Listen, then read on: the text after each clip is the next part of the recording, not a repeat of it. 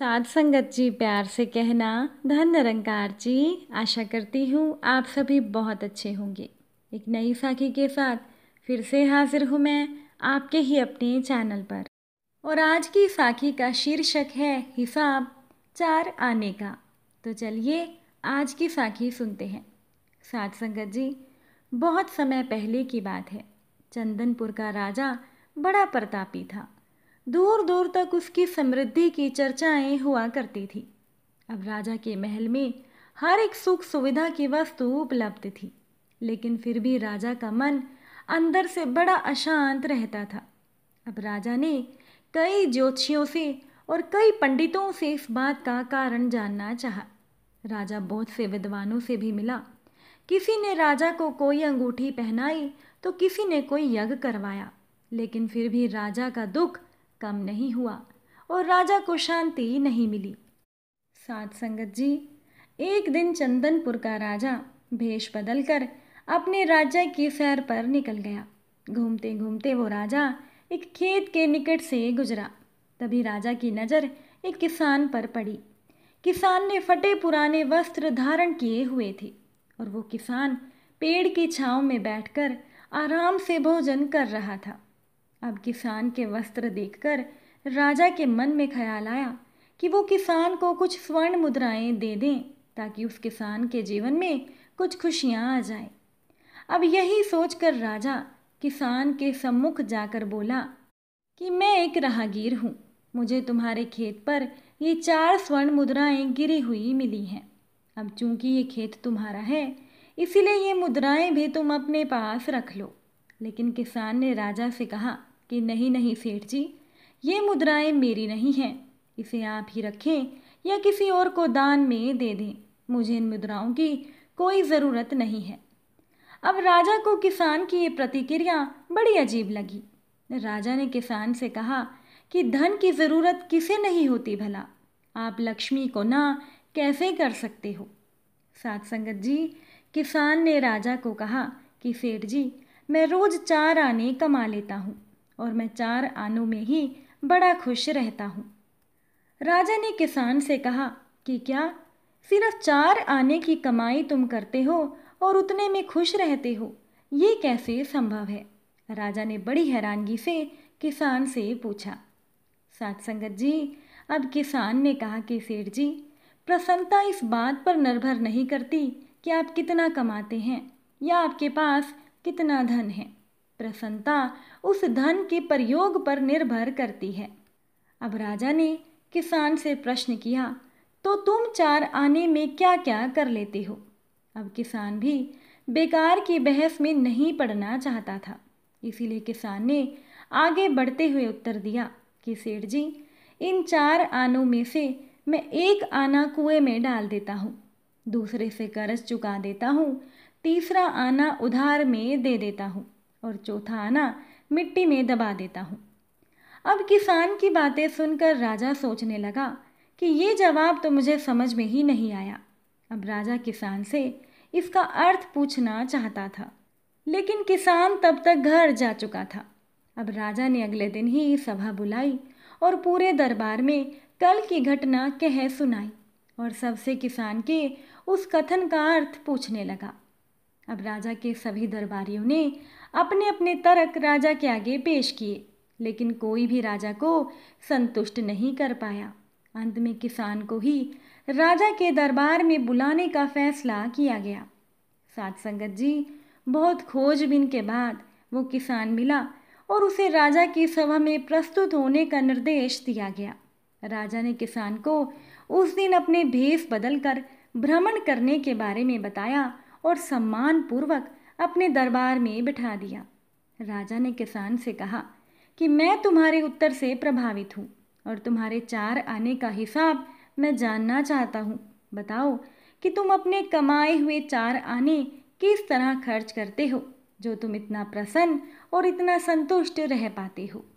अब राजा के प्रश्न पर किसान ने जवाब दिया कि हुजूर, जैसा कि मैंने बताया था कि मैं 1 आना कुएं में डाल देता हूँ, यानी 1 आना मैं अपने परिवार के भरण पोषण में लगा देता हूँ, दूसरे आने से मैं कर्ज चुकाता हूँ यानी दूसरे आने से मैं अपनी वृद्ध माता पिता की सेवा करता हूँ।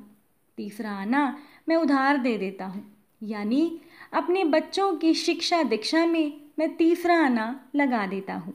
और चौथा आना मैं मिट्टी में गाड़ देता हूँ, यानी मैं 1 पैसे की बचत कर लेता हूँ ताकि समय आने पर मुझे किसी से मांगना ना पड़े और मैं इस धन को धार्मिक, सामाजिक या किसी दूसरे आवश्यक कार्य में लगा सकूं।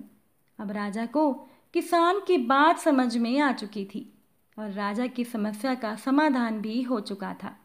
साथ संगत जी, राजा जान चुका था कि यदि उसे भी प्रसन्न और संतुष्ट रहना है तो उसे भी अपने अर्जित किए हुए धन का सही सही उपयोग करना चाहिए।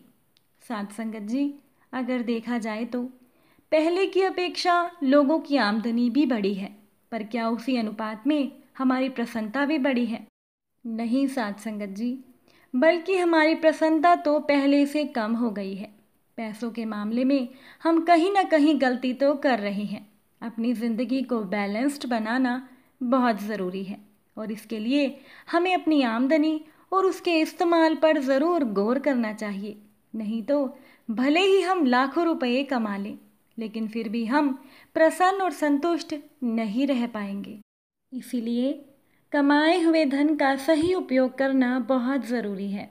साथ संगत जी, किसी नगर में एक धनवान व्यक्ति रहता था। उसके पास बहुत संपत्ति थी, लेकिन वो बहुत कंजूस था। पदार्थों में सबसे कीमती पदार्थ सोना उस व्यक्ति को बेहद प्रिय था। सोने की प्यास तो उस व्यक्ति में इतनी थी कि उसने अपनी ज़मीन जायदाद बेचकर सोने के सिक्के खरीद लिए। उसने सभी सोने के सिक्कों को एक संदूक में भर लिया। इसके बाद रात के अंधेरे में उसने वो सोने से भरा हुआ संदूक ज़मीन में गाड़ दिया। कुछ दिनों के बाद वो धनवान उस सोने से भरे हुए संदूक को लेकर चिंतित रहने लगा। वो प्रतिदिन उसी स्थान पर जाता जहाँ सोने से भरा हुआ संदूक दबा हुआ था। वो उस स्थान की खुदाई करता और अपनी आंखों से सोने से भरा हुआ संदूक देखने के बाद ही अपने घर वापस आता था और वो दिन रात केवल सोने के विषय में ही सोचता रहता था। इस सोने के चक्कर में वो अपनी पत्नी और अपने बच्चों को, यहाँ तक कि अपनी खुद की होश तक खो बैठा था। साथ संगत जी, उसका प्रतिदिन उस स्थान पर जाना और भूमि खोदकर सोने से भरा हुआ संदूक देखना कई लोगों के मन में संदेह उत्पन्न करने लगा। अब उन लोगों में से एक चोर भी था। एक दिन वो चोर एक पेड़ के पीछे छिप कर बैठ गया और उस धनवान के आने का इंतजार करने लगा। वो धनवान रात के अंधेरे में उस स्थान पर आया। चारों तरफ उसने ध्यान से देखा, फिर भूमि की खुदाई में जुट गया। जब खुदाई के स्थान पर गड्ढा बन गया तो उस कंजूस धनवान ने अंदर झांक कर देखा। फिर संतुष्ट होकर उसने वो गड्ढा मिट्टी में डालकर फिर से बंद कर दिया और अपने घर चला गया।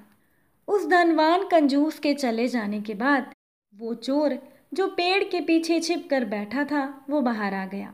चोर ने उसी स्थान पर खुदाई की और उत्सुकतावश गड्ढे में झांक कर देखने लगा। वो चोर सोने से भरा हुआ संदूक देखकर हैरान रह गया। उसने झटपट जमीन में से सोने से भरा हुआ संदूक बाहर निकाला और लेकर भाग गया। अब दूसरे दिन अपने दिनचर्या के अनुसार वो धनवान उसी स्थान पर पहुंचा और खुदाई करने लगा, मगर आज उसे उस स्थान पर सोने से भरा हुआ संदूक नहीं मिला था। वो धनवान व्यक्ति हैरान हो गया। उसने चारों ओर खूब गहरी खुदाई की, मगर उसके हाथ कुछ नहीं लगा। कुछ देर के बाद उसकी समझ में आया कि वो सोने से भरा हुआ संदूक किसी ने चुरा लिया है।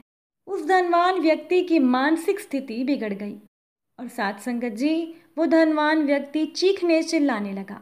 उसका रोना देखकर उसका एक पड़ोसी बोला कि क्यों चिल्ला रहे हो? तुम्हारे पास जो धन था वो बेकार था। तुम केवल ये कल्पना करते थे कि तुम धनवान हो। अब भी यही कल्पना कर लो। जहाँ सोना था वहाँ एक पत्थर रख लो और सोचते रहो कि सोना दबा पड़ा है। तुम्हारा सोना मिट्टी में दबा हुआ बेकार पड़ा था, किसी के काम भी नहीं आ रहा था, तो वो पत्थर जैसा ही था। तुम अब भी यही कल्पना कर लो कि तुमने पत्थर नहीं सोना दबा रखा है। तुमने तो धन केवल देखने के लिए ही जमा कर रखा था। जाओ अब घर जाकर अपने बीवी बच्चों की देखभाल करो, वो तुम्हारे सोने से कहीं ज़्यादा मूल्यवान है। साथ संगत जी, धन का व्यर्थ संचय भी नहीं करना चाहिए और कमाए हुए धन का उचित उपयोग करना चाहिए। उम्मीद है कि साखी आपको अच्छी लगी होगी। अगर अच्छी लगी हो तो वीडियो को लाइक ज़रूर कीजिएगा और अपने विचार कमेंट में ज़रूर बताइएगा। फिर मुलाकात होगी आपसे नई साखी के साथ, नए विचारों के साथ। साथ संगत जी, प्यार से कहना, धन निरंकार जी।